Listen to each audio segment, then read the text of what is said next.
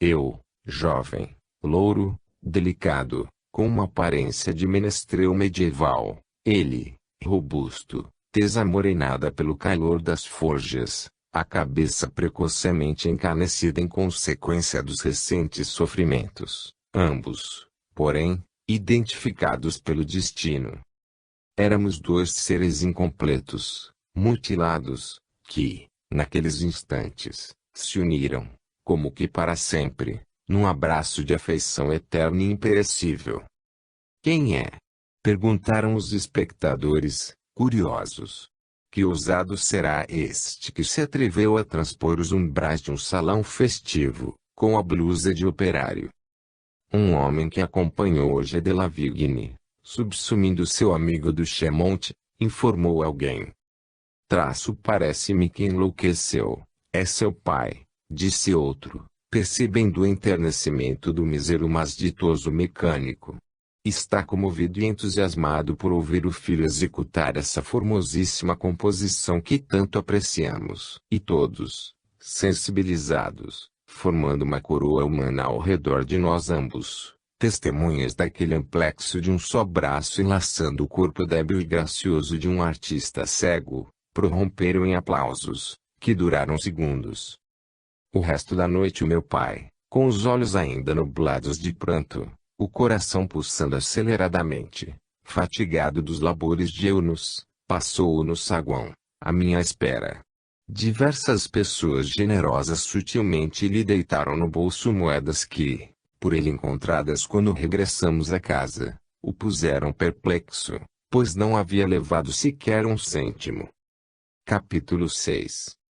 Esses triunfos musicais foram os últimos reverberos de alegria que me iluminaram a alma e que penetraram em nosso lar, onde, contudo, nunca faltou o clarão perene de uma felicidade incomparável no planeta terrestre, a da união de três entes desditosos, mas que se amavam carinhosamente, que compreendiam estarem as suas existências ligadas para o resgate de culpas remotas e talvez hediondas, que se resignavam com o destino que lhes outorgara a providência, que desprezavam os gozos sociais e aguardavam, confiantes em Deus, uma vida plácida e ditosa, nalgum orbe venturoso, onde não há mais a separação dos seres que se idolatram, nem dores cruciantes a flagelarem os corações sensíveis. Vai começar agora, meu amigo, a nene final da minha última encarnação, que se transcorreu isenta do tumultuar das paixões que agitaram a precedente. Teve, contudo, lances pungentes, os quais, rememorados neste momento, como que me fazem vir as lágrimas aos olhos, que se fatigaram de vertê-las.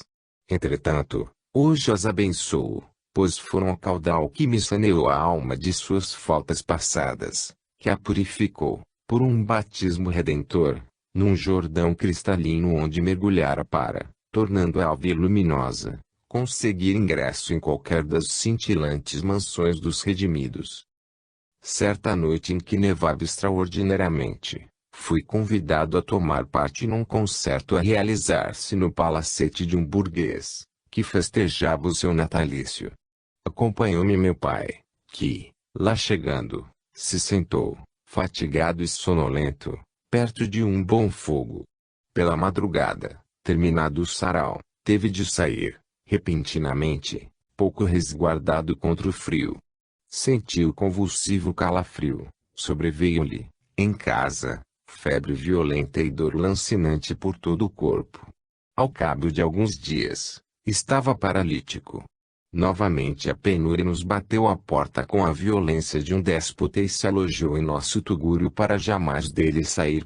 Abreviarei, meu amigo, o rosário dos tormentos que então me supliciaram. Ainda hoje, ao recordá-los, me sinto reconhecido aos dedicados protetores, que me dulcificaram todos os pesares, envolvendo-me em eflúvios balsâmicos, animando-me a suportar as refregas da adversidade, auxiliando-me a sair vitorioso de todas as provas.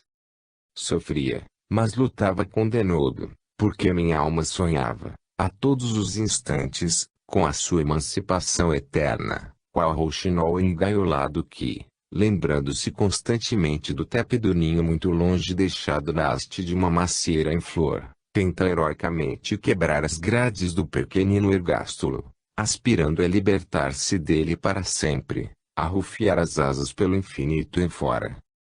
Ao fim de pouco tempo, sem o auxílio pecuniário que provinha do labor paterno, nosso lar se tornou esconderijo do sofrimento e da pobreza. Das sessões musicais em que tomava parte, eu percebi apenas o suficiente para não passarmos sem pão e para o aluguel de nossa choupana. A querida Jeanne, porém, sem conforto algum, enfraquecida pelas privações que nos atormentavam, embora ocultasse o seu estado mórbido, não resistiu à tuberculose que, até então latente, minou seu frágil organismo. Sem o ver, eu não julgava fosse tão assustadora a enfermidade, mas um dia, com dolorosa surpresa, verifiquei que seus pulmões já se achavam devastados. Após uma semana de chuva incessante, saíramos a passeio matinal e, dando-me no braço, senti-o abrasado por alta febre. Percebi que andava a passos lentos, parando de instante a instante para tossir convulsivamente. Quase não conversava comigo, talvez para que não lhe notasse a alteração da voz, que já perdera o argentino. Fiquei aflito. Tratei de regressar a casa e transmiti meus receios ao nosso genitor, que, entrevado no leito de dor, vendo a filha amada apenas na penumbra da couve em que jazia, não notara ainda a mudança que se operara nela. Ouvindo, porém, o que lhe relatei, pediu-me, tomado de aflição, que, ajudado por Margot, a nossa modelar servidora o transportasse numa velha espreguiçadeira para a saleta das refeições, mais bem iluminada, embora o fosse tenuemente por uma janela, através da qual a luz solar, em pleno inverno, custosamente se filtrava. Chamou Jeanne e, ao vê-la, se pôs a clamar, meio alucinado. Como está a nossa pobre Jeanne transformada, meu François? Que é que sentes, minha filha? Já não és a mesma que meus olhos viam antes de adoecer, formosa como um querubim. E eu sem poder trabalhar para te dar o conforto de que precisas. Puni-me severamente, ó Deus meu, mas poupai do sofrimento a minha querida Jeanette, que é um anjo de bondade, como os que vos rodeiam. Minha irmã, sem se amedrontar, sorrindo e gracejando, lhe disse. Fiquei assustada, papai. Então julgáveis que a Jeanette nunca adoeceria?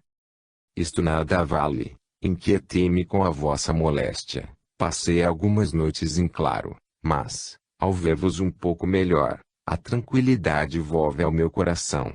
Recobrarei a saúde em poucos dias, certamente, meu pai. Não vos sentis melhor hoje? Pois bem, vereis como dentro de uma semana a vossa Jeanette estará robusta e rosada qual camponesa.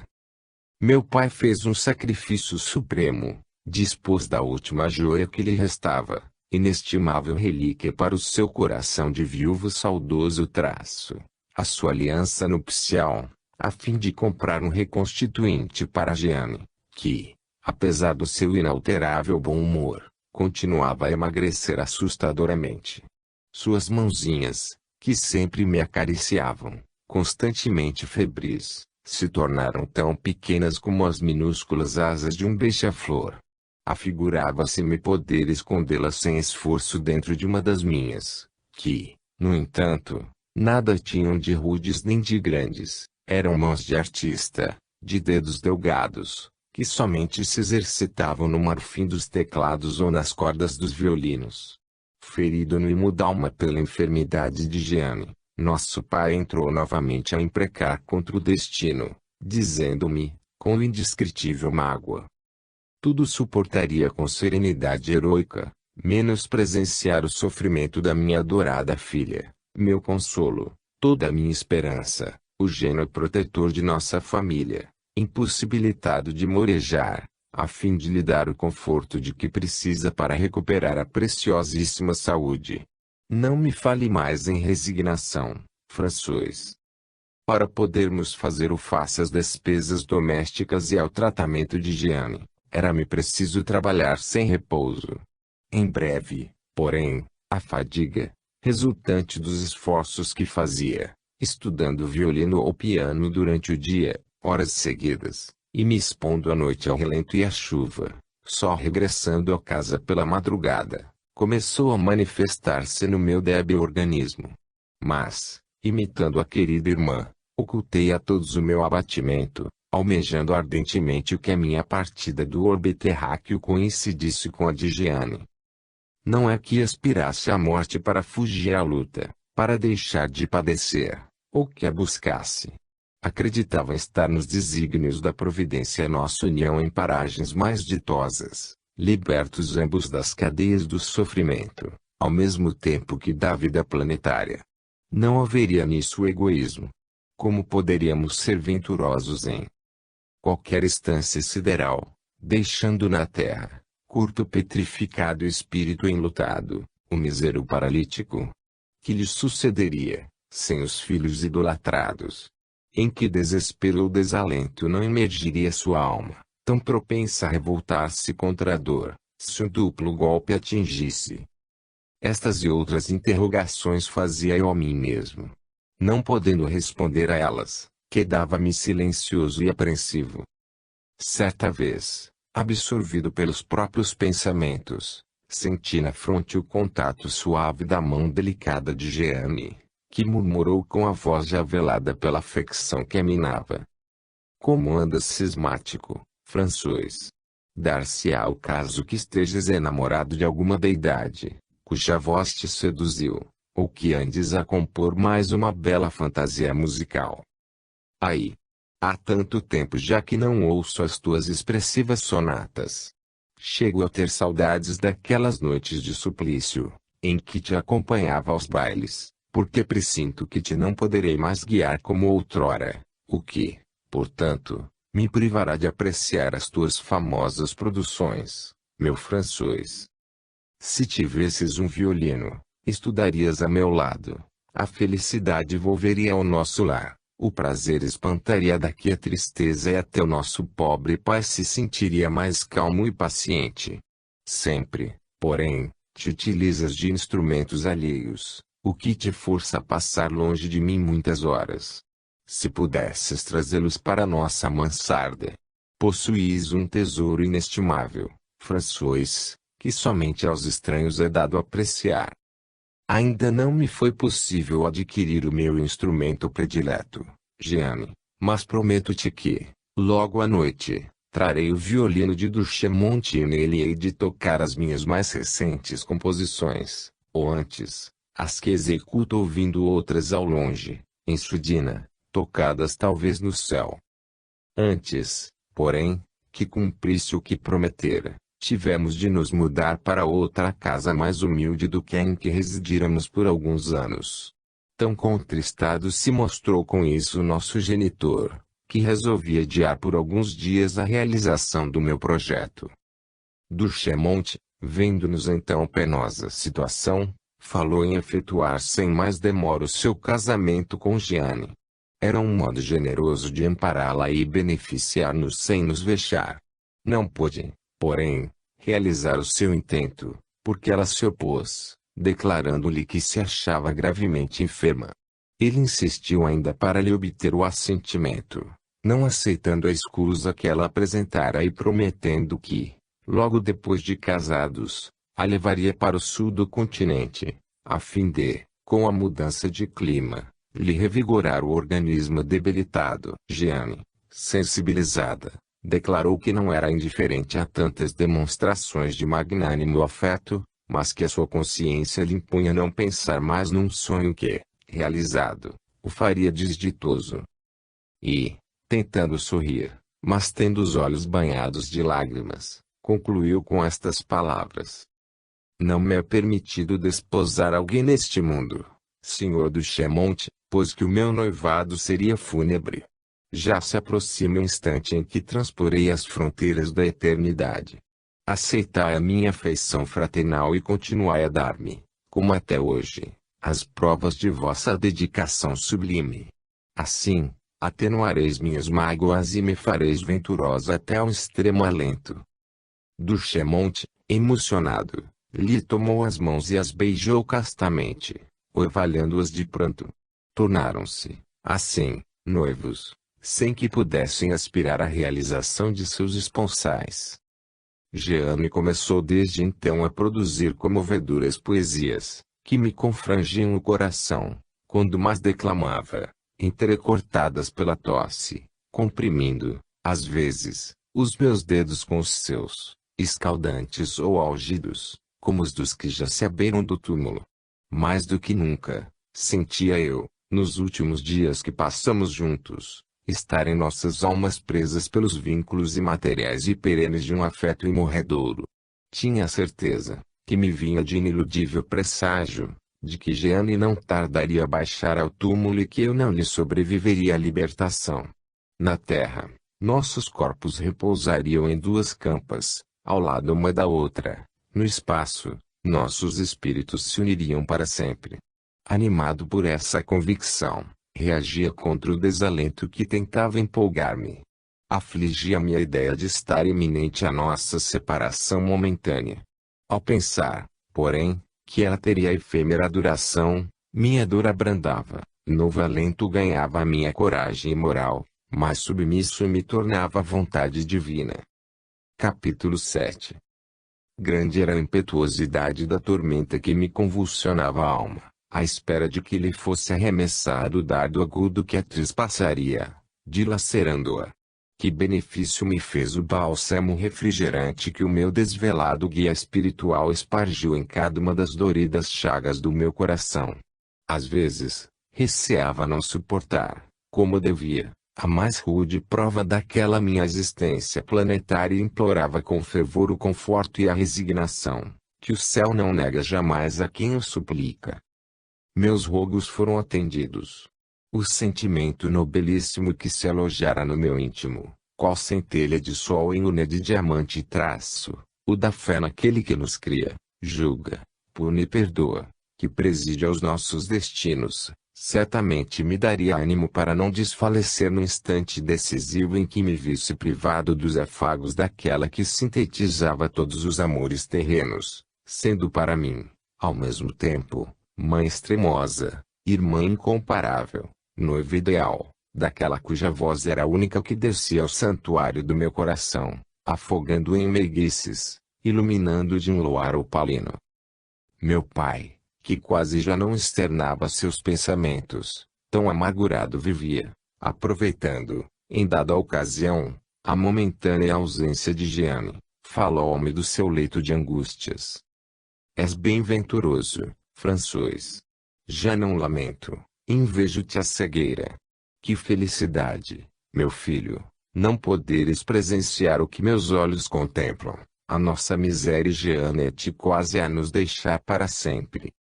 Aqui, morto para o trabalho, com um dos braços já sepultado, com o corpo imóvel como de um cadáver, petrificado qual bloco de mármore, tenho, a aumentar-me a desdita, o espetáculo da derrocada do nosso lar, sem poder detê-la. Muito mais do que antes de adoecer, se acha intensificada a minha sensibilidade, meu coração palpita e sofre com mais veemência. Afigura-se-me que nele se centralizou toda a minha visão orgânica, meus olhos adquiriram mais lume, parecendo-me que minha vista poderá mesmo atravessar uma muralha, em meu cérebro germinam percepções mágicas, fazendo-me cogitar, perquirir, imaginar numa hora o que não poderia registrar em um ano, se tentasse reproduzir turbilhões de ideias que por ele passam, deixando-me às vezes quase louco. Não podes ver, meu François, dentro da treva em que vives imerso, que os nossos poucos móveis já desapareceram e, sobretudo, o esmaecimento, a transformação operada em Jeane. Só eu, para maior suplício, observo a sua consumação. Vai-se lhe extinguindo e fanando dia a dia a beleza angélica, que era o meu encanto e me fazia recordar tua mãe. É evidente que pouco falta para nos deixar. Tua irmã está a despedir-se de mim e de ti, em breve irá reunir-se a morta querida, e que será de nós, François, com a nossa penúria e a nossa dor inconsolável, sem o nosso anjo tutelar. Tentei lenir a dor do pobre pai, sentindo, embora, os olhos trevosos túmidos de pranto. Não, meu pai, a nossa Jeanne ficará conosco, enquanto vivermos. A morte, que apenas aniquila a matéria, não nos separará jamais, ao contrário, dar-lhe-á repouso, fará cessar seus padecimentos físicos e lhe outorgará a felicidade de que é digna uma alma pura de querubim, que, liberta da prisão terrena, velará melhor por nós. Que faremos, depois que ela não estiver mais incorporada em nosso lar? Submeter-nos-emos à vontade divina. Deveremos ser impávidos e valorosos nas horas da peleja e esperar serenamente que também chegue a hora da nossa felicidade. Deus não há de tardar em nos-la conceder. Ah, meu filho, quisera ter a sua resignação sublime. Se não for o miserando estado de minha saúde, a minha invalidez para tudo, podia ter uma vida antes de receber o golpe tremendo que nos aguarda. Não vedes, meu pobre pai, que, sem uma causa justa e forte, sem havermos praticado um delito horrendo, nossos destinos não se teriam entrelaçado para passarmos em comum pelos tormentos que nos excruciam os peitos, como se, juntos, estivéssemos cumprindo uma sentença lavrada pelo mesmo reto juiz.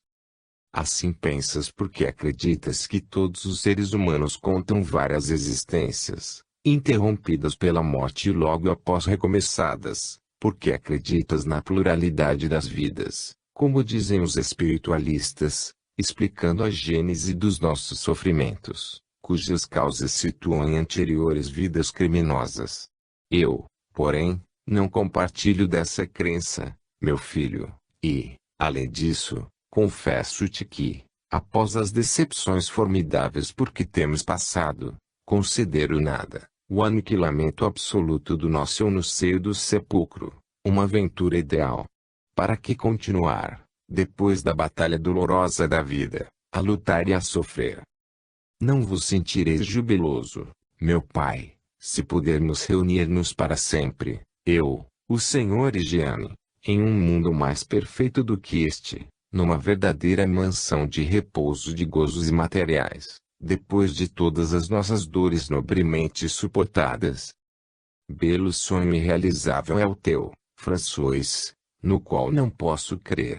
Influenciado, então, pelos instrutores celestiais, exaltei-me com tanta eloquência e entusiasmo e discorri sobre o mérito que conquistamos, submetendo-nos cristalmente às provas ásperas que nos manda o Onipotente para resgatarmos faltas praticadas em caliginosas existências anteriores. Com tanta convicção explanei minhas ideias, e incitando-o a sofrer com humildade, que ele, por algum tempo, não se referiu mais à nossa desdita, quedando-se num mutismo profundo. Um dia, a pretexto de comprar um objeto de que necessitava, Jeanne se ausentou da nossa residência que, sem ela, ficava escura de tristeza, qual caverna sem um raio de sol. Muitas horas estivemos à sua espera. Que fora feito da adorada Jeanette? Por que não nos avisara de que pretendia demorar-se? Teria piorado a ponto de não poder mais regressar à casa. Teria sido recolhida a algum estabelecimento pio, encontrada exânime em qualquer logradouro público. Céus! Quanto padecíamos, eu e o desditoso paralítico por não podermos ir-lhe no encalço, descobrir-lhe o paradeiro. Por fim, ao cair da tarde, ouvimos-lhe a tosse, o rumor dos alígeros passos, percebemos que empurrava brandamente a porta e entrava. Ao chegar perto de mim, notei que o depositara alguma coisa pesada sobre a mesa onde tomávamos as nossas parcas refeições. A tosse constante a impediu por muito tempo de nos esclarecer a respeito da sua prolongada ausência de mais de 4 horas. Certamente, naqueles instantes, seu rosto escultural apresentava a lividez de jaspe e a beleza imácula dos seres santificados pelo martírio. Afinal, aproximando-se, indagou dos meus estudos e de como passara o dia o nosso genitor.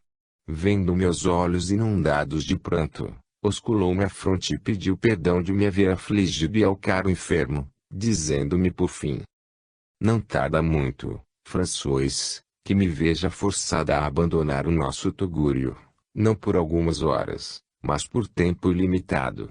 Até que nos possamos congregar em outras paragens, mais ditosas do que estas. Quando eu partir, meu irmão, todos os teus esforços devem tender para confortar nosso pobre pai.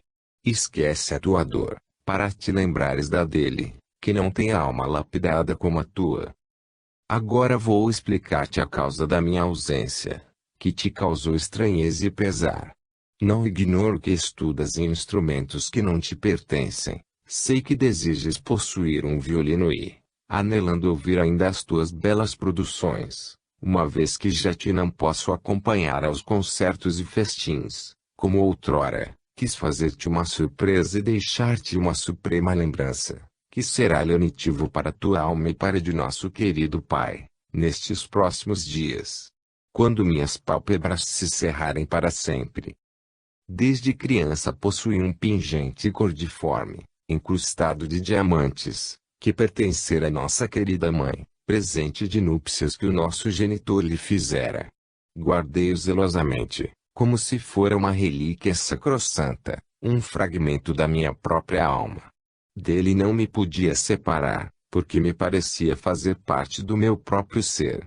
Há dias, porém, compreendi que não conservaria mais por muito tempo e, assim, o vendi para adquirir outra preciosidade, este instrumento que canta com as vozes dos sentimentos, que sofre ou exulta conosco, que será o meu consolo nos derradeiros instantes de vida e dos que aqui ficarem depois da minha partida em demanda do além. Troquei um silencioso coração de ouro e brilhantes por um de madeira, mas tem fibras sensíveis das quais se desprendem divinas sonoridades, interpretando as procelas e as bonanças do nosso espírito.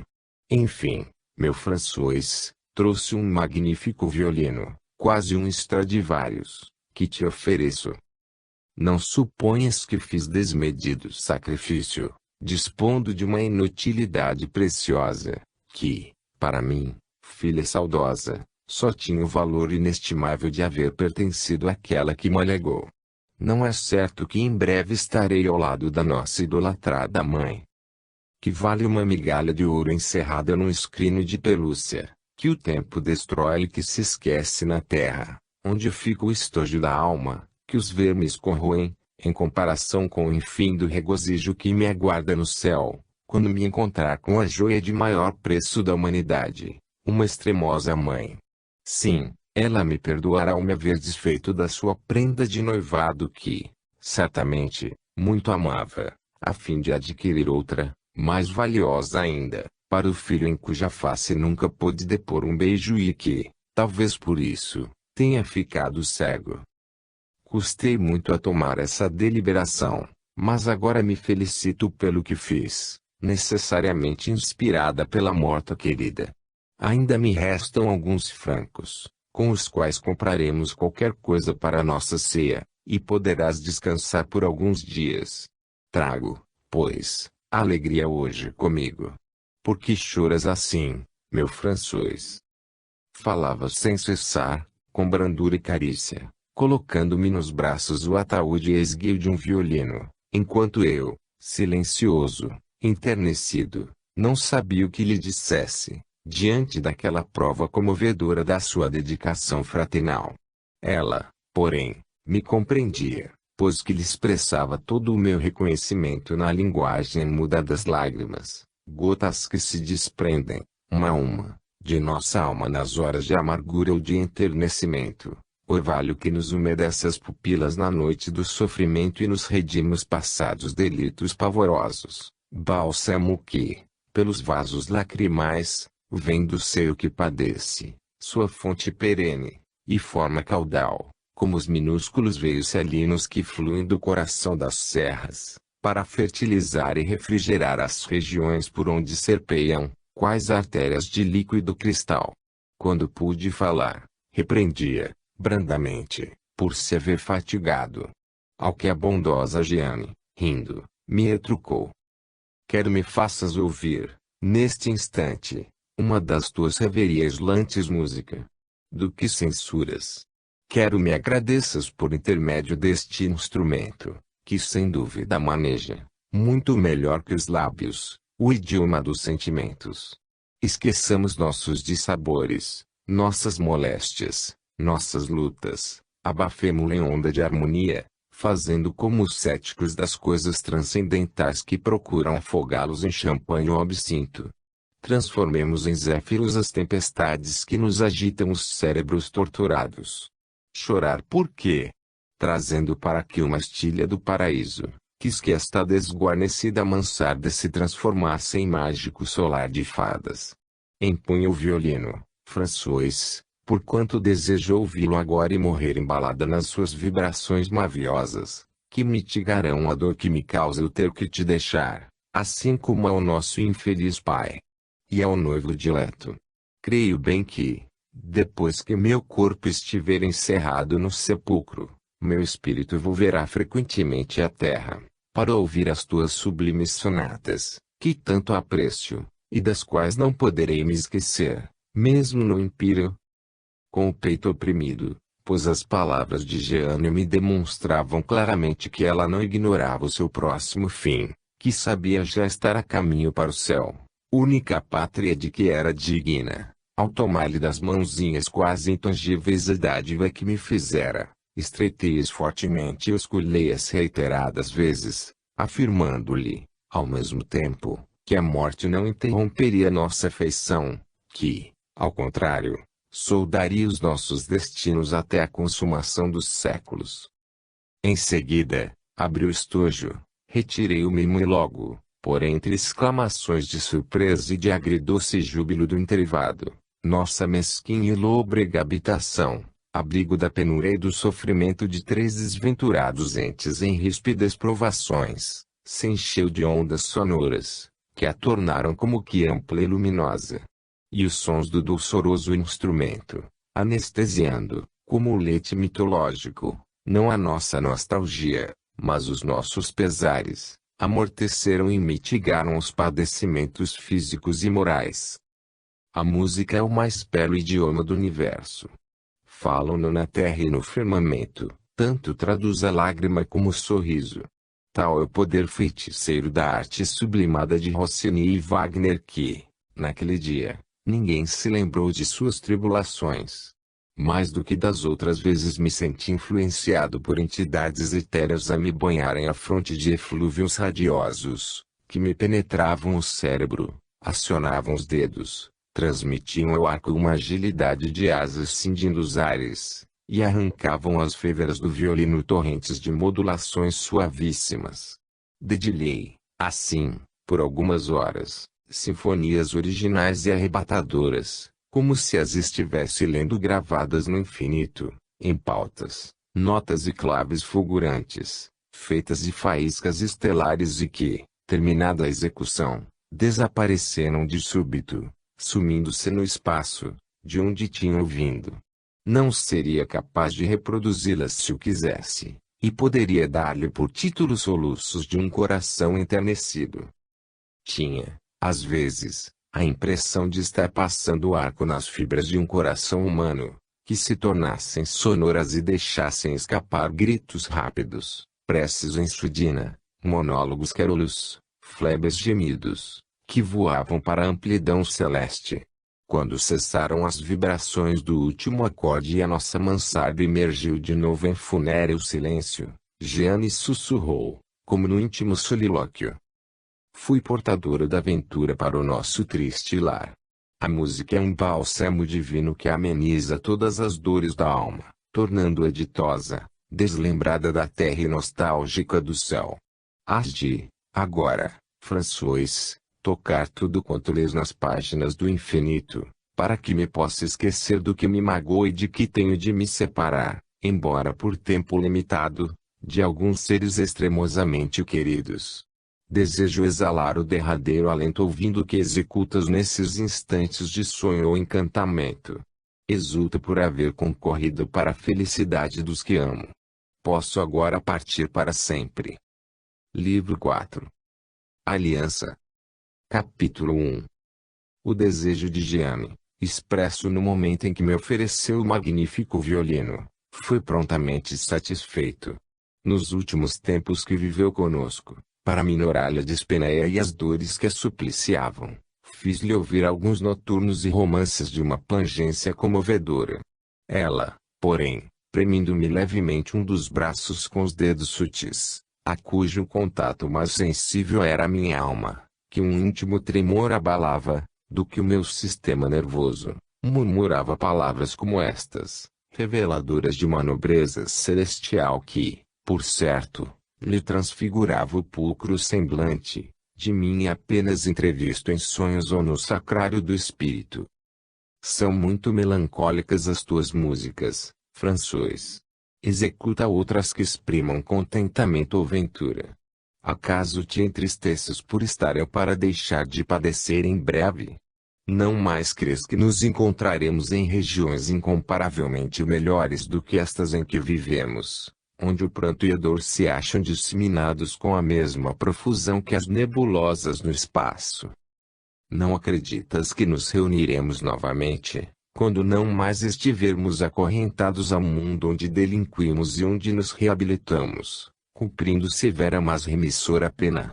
Acaso o afeto puro que nos votamos um ao outro poderá extinguir-se com a matéria perecível que vai ficar encerrada na campa? Não, François, dirás no meu encalço, como eu partirei em busca da nossa inolvidável mãe, que anseia por nos ver libertos. Aguardemos, pois, com um sorriso nos lábios, com a alma florida de esperanças, que o Eterno nos livre das teias do sofrimento e nos reúna em estância onde imperem a paz, as artes, o amor, enfim, as felicidades irrealizáveis aqui. Não, a afeição que consagro a ti, a nosso Pai e a do Chemonte, jamais perecerá. Uma só coisa me aflige, o saber que andas enfermo. Dada a invalidez do nosso velho, temo-vos venha a faltar o pão de cada dia. Sei, porém, que isso não deve me inquietar, porque a magnanimidade de Deus é inexcedível e Ele vela por todos os seres da criação. Em breve, meu irmão, será célebre em toda a França, como extraordinário compositor e, em futuro não remoto, terás a fronte engrinaldada pelos louros da glória. Então, sê carinhoso, ainda mais que até hoje, com aquele que nos deu o ser e procura mitigar-lhe todas as amarguras. Quero vivas mais alguns anos, embora isso retarde a realização daquilo a que aspiramos, a nossa união em paragens ditosas, para que possas consolar o infeliz paralítico. Aí, Jeanne, a tua bondade angélica e a tua fantasia de verdadeira ideóloga fazem que tudo entrevejas por um príncipe radioso, quando na terra se me antolha um porvir nebuloso, obscurecido o horizonte da minha existência por nimbos lutuosos. Creio, sim, na mansão etérea onde se congregam os que se amam, como nós, com um afeto imáculo, mas, no planeta em que peregrinamos, cerrar-se-á para mim a porta da felicidade, quando se cavar no solo para o teu corpo um túmulo, porque nele serão também sepultados o meu coração, os meus desvelos de artista, os meus anelos de glória, os sonhos em que me embalava desde a infância. Aí, penso que até o meu estro musical morrerá, pois me parece que, além dos invisíveis, tu me tens inspirado as mais belas produções. É que, Jeanne, és uma exilada do Império, porquanto só um arcanjo poderia ter substituído a mãe que não conheci, a noiva que jamais conhecerei, sendo a irmã modelar que velou por mim desde a puerice até a mocidade. Foste única, porque és perfeita. Assim, concretizo em ti todos os meus mais elevados sentimentos. Como queres, então, que o meu violino cante jubiloso, quando minha alma pranteia, temendo nosso apartamento, mesmo temporário?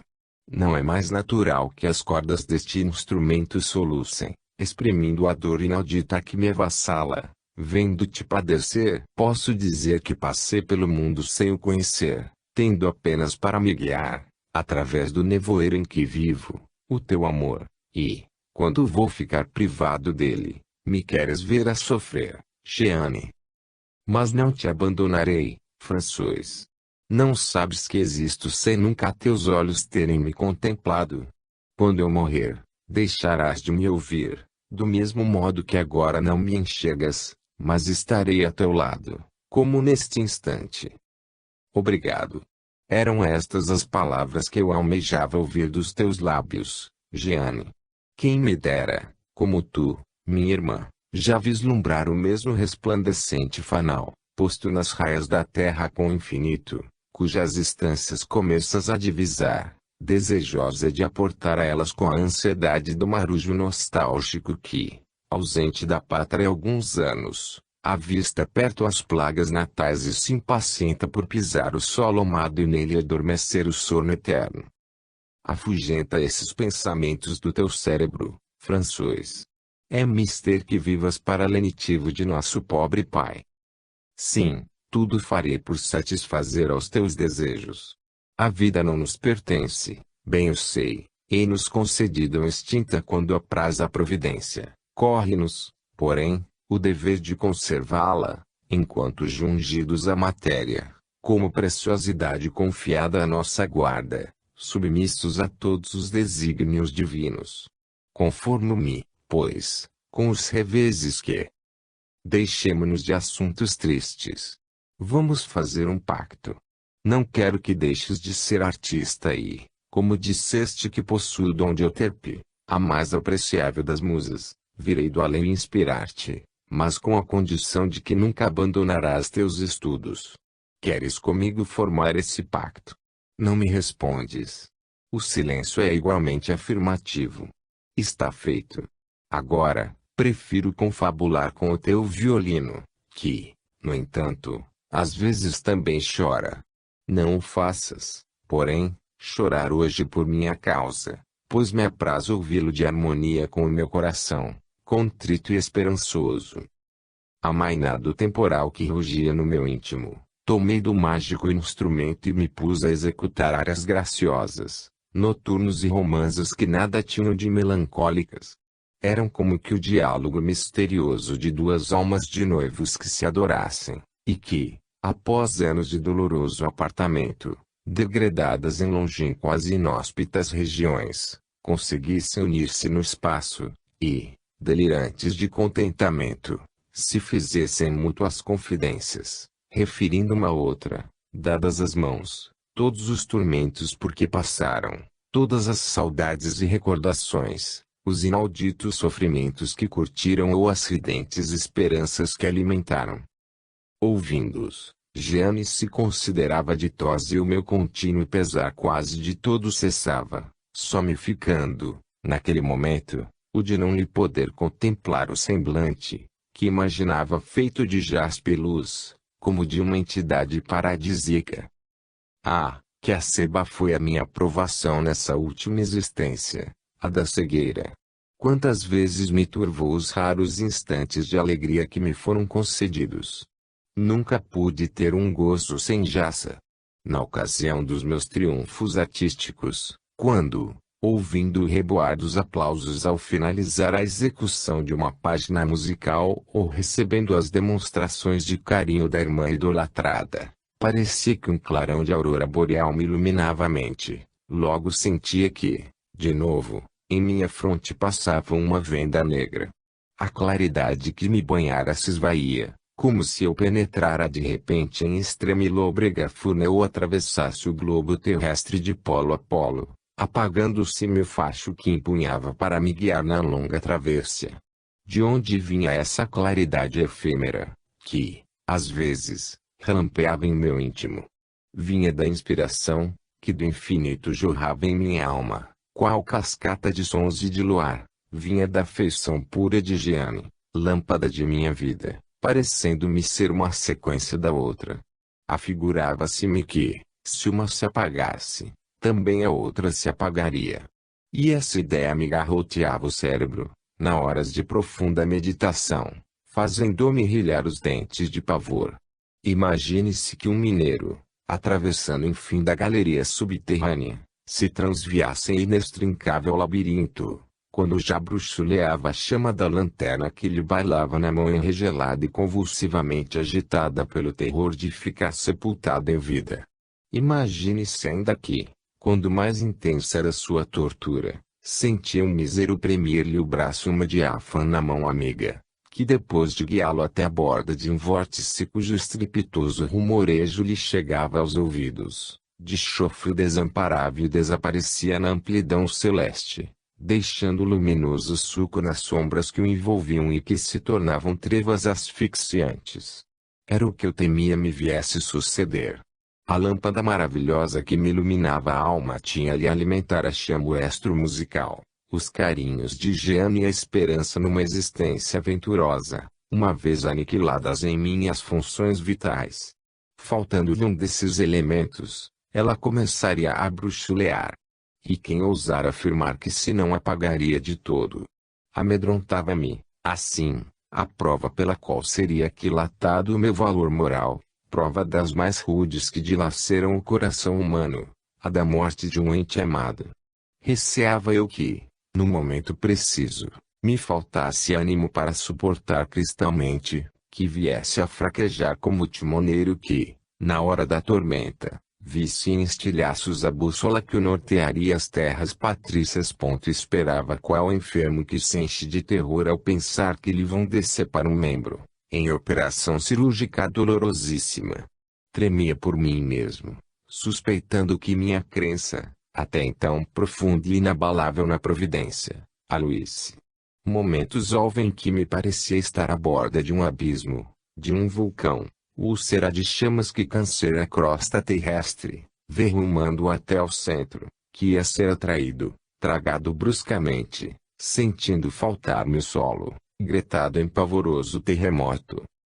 Nessas horas de angústia, porém, uma força misteriosa e potente me invadia, percorria meu organismo uma corrente magnética formidável e, às vezes, em segundos, me transmudava noutro homem, completamente diverso daquele que, pouco antes, estava prestes a desfalecer. Ficava calmo, resignado, quase sorridente, alma jovial, ouvindo distintamente esta advertência amiga. É mister que vivas porque claudicaste outrora. Estás reparando crimes gravíssimos e depende de ti também a remissão do infeliz inválido. Tão forte era a luta que se travava no meu íntimo, que sentia a fronte completamente frígida, rociada de gélido suor. Chamava então por Jeanne e a convidava para irmos em busca de nosso pai, a fim de que, acercando-nos do seu leito de torturas, esquecesse as minhas e me enchesse de intrepidez para suportar as lufadas da dor. Um dia, ao sentarmos-nos infantilmente a seu lado, ele nos disse, entre repreensivo e carinhoso: pelo que observo, há uma verdadeira conspiração contra mim ou a combinação firme entre vocês ambos para me deixarem somente com a Margot. Não é exato. Muitas vezes vos tenho ouvido a conjecturar como devem ser invejáveis os mundos habitados pelos justos ou pelos que já se reabilitaram perante o tribunal divino, esquecidos de que o vosso pobre pai enfermo, inutilizado para a vida e para o trabalho, está a escutar o que dizeis e almeja seguir-vos. Não é generoso o que fazeis ou não sabeis avaliar a afeição que vos consagro. Ainda agora, quando aqui entrastes, pensava eu na morte, desejando que ela me viesse libertar dos meus padecimentos, mas, ao ver-vos, logo quis continuar a viver, assim mesmo desditoso, para vos amar e vos ter ao meu lado. É o egoísmo de um infeliz a quem certamente o Onipotente perdoará. Agora, porém, não falemos mais de coisas pungentes, para não nos entristecermos. Ouvidemos as nossas tribulações. Vai, Jeanne, buscar o violino de François e daqui nenhum dos dois sairá, sem meu prévio consentimento.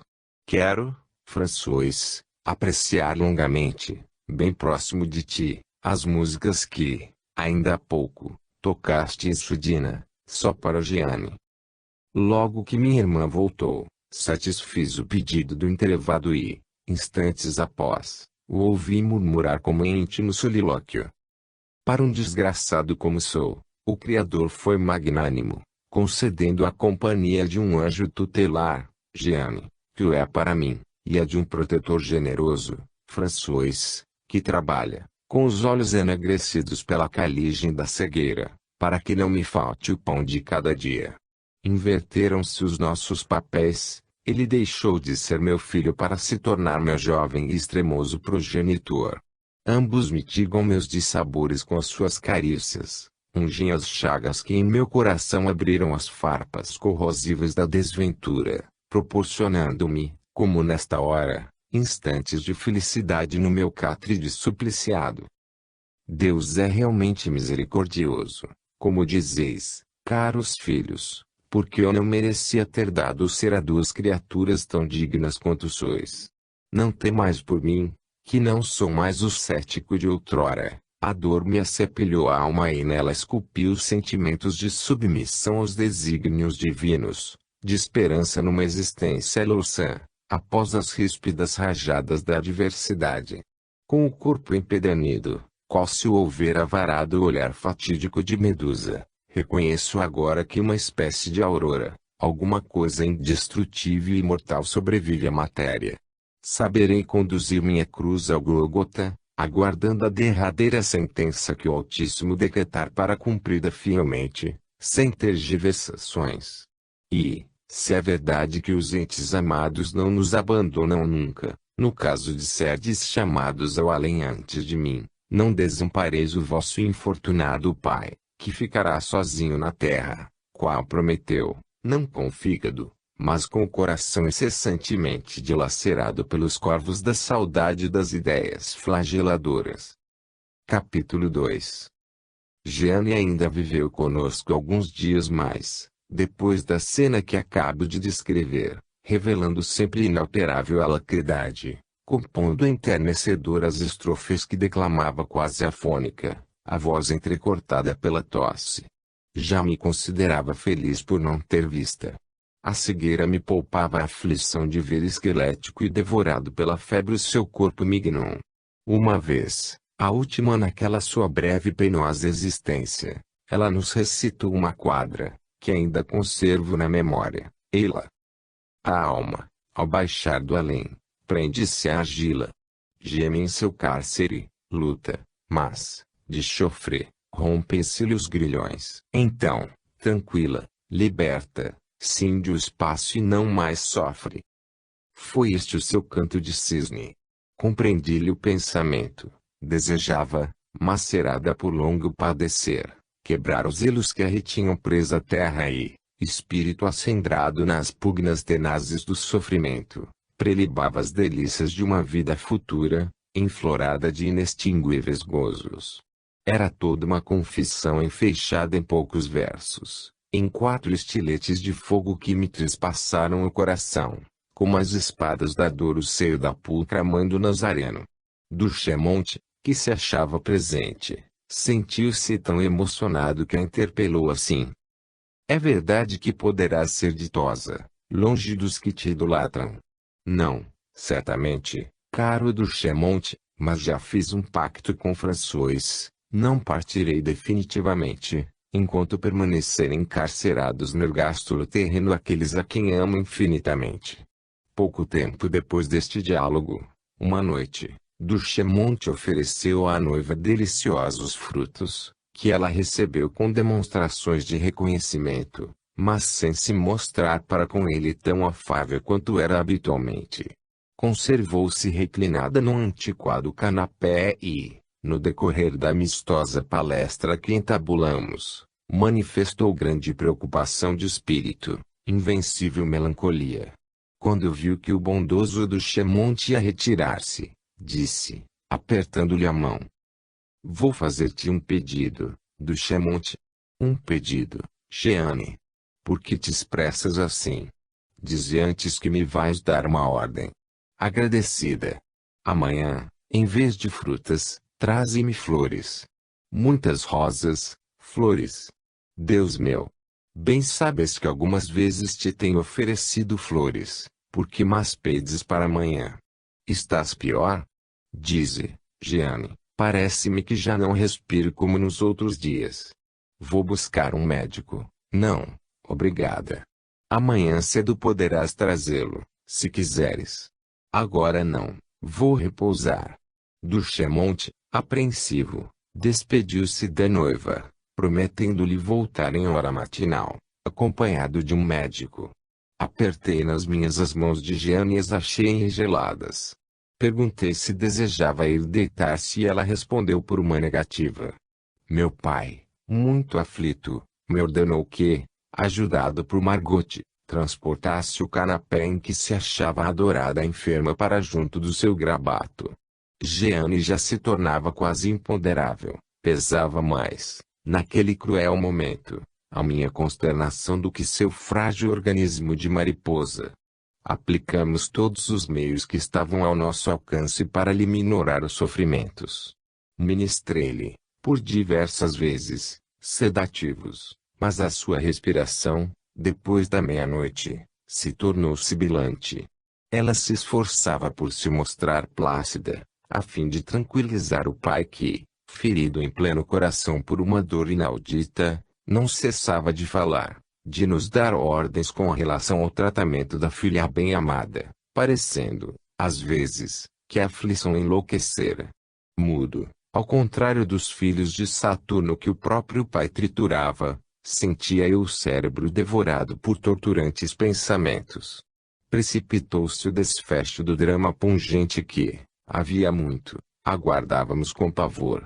Foi talvez para que Jeanne deixasse de ser flagelada mais depressa do que supunhamos. Certamente seu espírito cândido e redimido não precisava mais do tormento das provas terrenas, do mesmo modo que o diamante já facetado dispensa o buril do lapidário. Eu me ajoelhava quase ao lado dela e, embora não a pudesse ver, afagava-lhe a fronte, sentindo seus veludosos cabelos umedecidos por gélido suor. Quanto lamentava não enxergar aquelas madeixas preciosas, que tanto desejara contemplar ao menos uma vez na minha dolorosa existência, por me dizerem que eram belas, que tinham a cor do ouro líquido, luminoso e, sobretudo, por pertencerem à dileta criatura que nenhuma outra, pensava eu, se podia comparar no globo terrestre. Afinal, em dado momento, ela deixou de gemer e me disse, tão debilmente que sua voz parecia o ciciar do zéfiro perpassando pela fronde de um álamo solitário. Meu François, chegou a ocasião de fazeres o que te implorei, há meses. Penso, neste instante, em Deus e quero exalar o último alento ouvindo a melodia que executaste. Naquele faustoso e torturante sarau, em que conheci o querido Duchemonte, teu generoso amigo, ao qual desejo que, amanhã, exprimas a minha perene e indelével gratidão. Procurei eximir-me de lhe satisfazer o desejo que, então, não me parecia razoável. Aleguei que esquecera a música indicada e não a enganava assim falando, porque a minha dor era tão profunda que me fizera deslembrado da própria arte amada. Tinha a impressão de que todas as ideias se me haviam dissolvido na mente, ficando apenas uma, a da nossa separação, embora temporária. Ela, porém, não aceitou nenhuma escusa. Impelindo-me docemente para me obrigar a ir buscar o violino, disse flébil e sutilmente. Sê corajoso, François. Pressinto que vou agora ser venturosa. Parece-me que, tendo cometido outrora um delírio hediondo, acabei hoje de cumprir a sentença proferida contra mim, a fim de que me reabilitasse pelo sofrimento e me libertasse para sempre da vida breve e penosa que teve. A mísera Jeanne me leva na alma, qual aroma dulcíssimo de violetas maceradas, a lembrança da tua afeição ilibada, a de meu noivo, de nosso pai e da Margot. Não lamentes, pois, François, tenha soado a hora da minha redenção. Se soubesses o que estou vendo neste instante, se visses o que me circunda, julgar-me-ias muito feliz. Cuido reconhecer nossa mãe, num dos seres que aguardam minha libertação, para me conduzir ao além. São muitos, todos belos, sorridentes, parecendo venturosos. Dir-se-ia que esta humilde alcova onde tanto tenho padecido tomou proporções ilimitadas. Que as paredes se afastaram muito, permitindo-me descortinar, ao longe, paisagens e entes formosíssimos, que não mais pertencem à terra. Não vos mortifiqueis por mim,